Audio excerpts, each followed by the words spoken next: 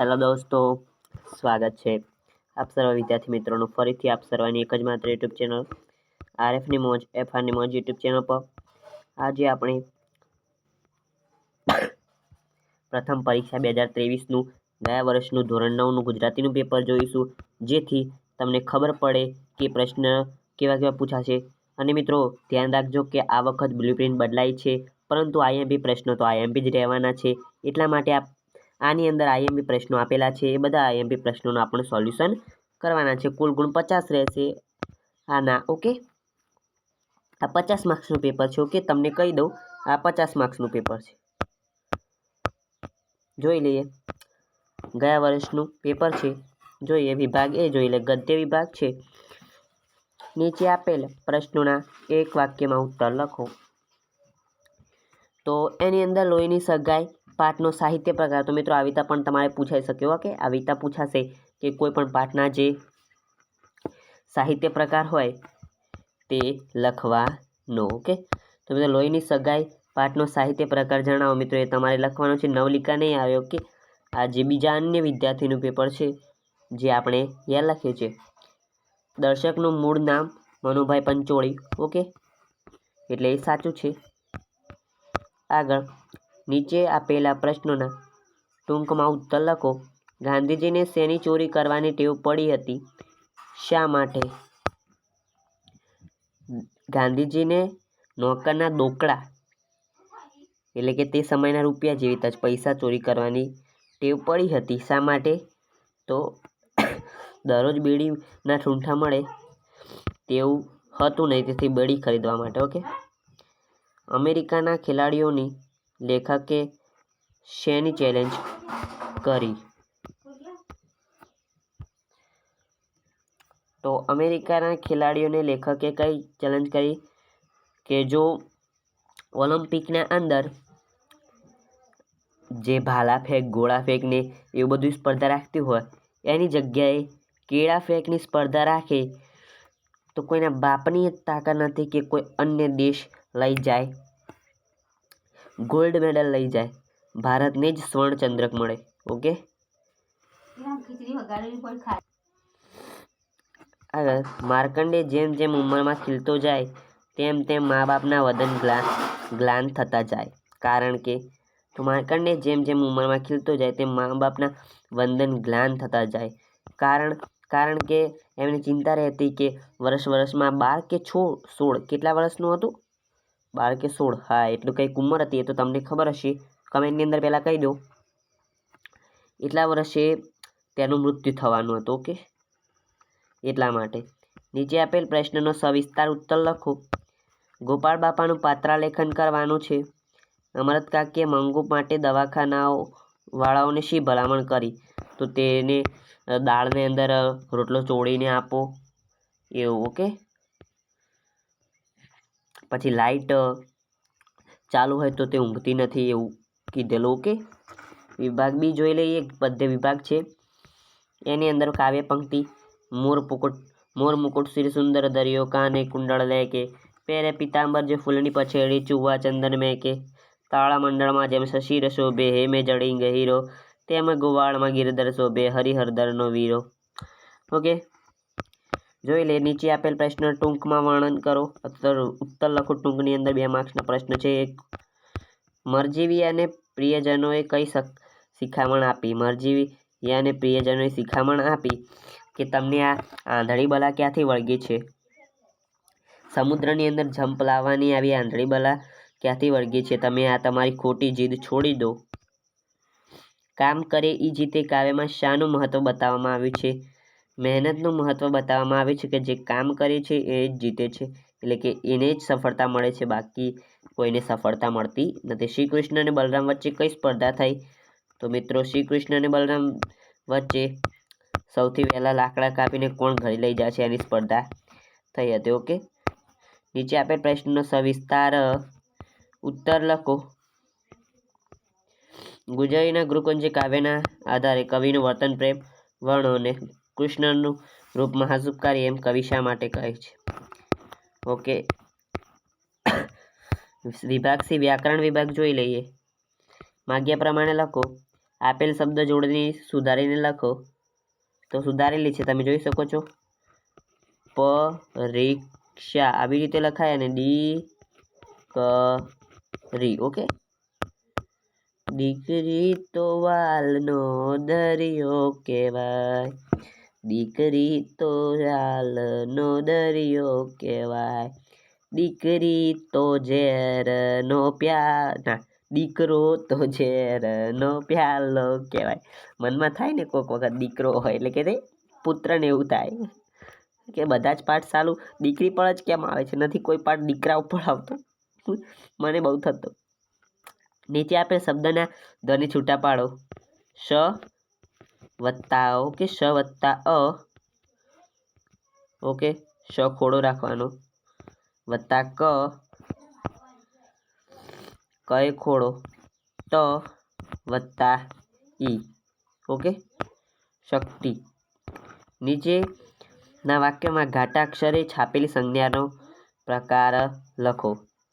થાક ભાવવાચક સંજ્ઞા, કારણ કે થાક અનુભવાય ને. ઓકે, નીચેના વાક્યમાંથી વિશેષણ શોધી લખો. મૂડી નાખતા પહેલા 100 ગણને ગાળીએ.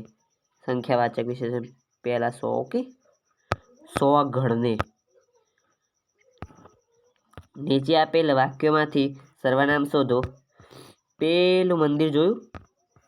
ચો દેખાતું તો નહીં, ટીવી દેખાય મને તો. પેલું મંદિર એ સર્વનામ છે. નીચે આપેલ શબ્દોની સંધિ જોડો અને છોડો. વાતાવરણ તો વાત વત્તા આવરણ. આ વાતા વત્તા વરણ નહીં લખવાનું. ઓકે, ધ્યાન રાખજો, નહીંતર અડધા તો કેવું કે વચ્ચેથી બે ફાર જ કરી દેવાનું, વાતા આમ વરણ આમ. ઓકે, અને આના અંદર કેવું કરશે ખબર છે? વત્તાની નિશાની કાઢી દેશે. મહા ઈશ ના, એમ ન થાય. હું તમને બતાવું. વાત વત્તા આવરણ શું કહેવાય? આવરણ. અને આની અંદર મહા વત્તા મહેશ, આ વત્તા ઈ એ થાય. ઓકે, જે તમને ગ્રામરની અંદર તમારા શિક્ષક શીખવાડ્યું હશે. જોઈએ સમાનાર્થી શબ્દ શોધીને કયો સમાનાર્થી શબ્દ નથી? સમુદ્ર, સાગર થાય? હા, થાય જ નહીં. રત્નાકર થાય કે હા, થાય જ નહીં. સરોવર થાય? વિચારીએ. ઉદ્ધતિ થાય? હા, ઉદ્ધતિ તો થાય. સરોવર ન થાય, કારણ કે સરોવર અલગ ચીજ છે. ઓકે, સમુદ્ર અને સરોવર અલગ અલગ ચીજ છે. નીચેના શબ્દને ધાતુ પ્રત્યય લગાવી શબ્દ બનાવો. ધાતુ પ્રત્યય લગાવીને. ઓકે, ગણવું ને તર પ્રત્યય લગાવીને નવો શબ્દ બનાવો. ગણતર. જીભ ન ઉપાડવી રૂઢિપ્રયોગનો સાચો અર્થ શોધીને લખો.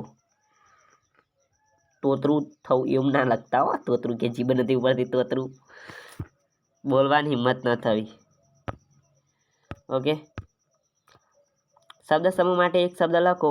ગિરનારને ધારણ કરનાર, ગીરીને ધારણ કરનાર ગિરધર. ઓકે, વિભાગ ડી જોઈએ. અર્થ ગ્રહણ કરવાનું છે, લેખન વિભાગ કહી શકીએ. નીચેની પંક્તિનો વિચાર વિસ્તાર કરો. પુરુષાર્થ વિના પ્રારંભ પોગળું છે. મિત્રો, આ મોસ્ટ આઈએમપી છે. ઓકે, પૂછાવાની શક્યતાઓ વધારે છે તમારી પહેલી, બીજી અને ત્રીજીના અંદર પણ. ઓકે, ન્યાય નીતિ સૌ ગરીબને મોટાને સૌ માફ, વાગે મારે માનવી એમાં શો ઇન્સાફ. તમારી શાળામાં યોજાયેલ વૃક્ષારોપણ કાર્યક્રમનો આંખે દેખ્યો અહેવાલ 100 વાક્યોની અંદર અહેવાલ મિત્રો લખવાનો છે. ઓકે મિત્રો, આ પીડીએફ તમે મેળવી શકો છો ક્યાંથી? આપણા વોટ્સએપ ગ્રુપના અંદરથી, જેની લિંક તમને ક્યાંથી આપેલી છે? ડિસ્ક્રિપ્શનના અંદર આપેલી છે. નીચેનો ગદ્યખંડ વાંચીને તેની નીચે આપેલ પ્રશ્ન ઉત્તર લખો. આત્મવિશ્વાસ કોને કહેવાય?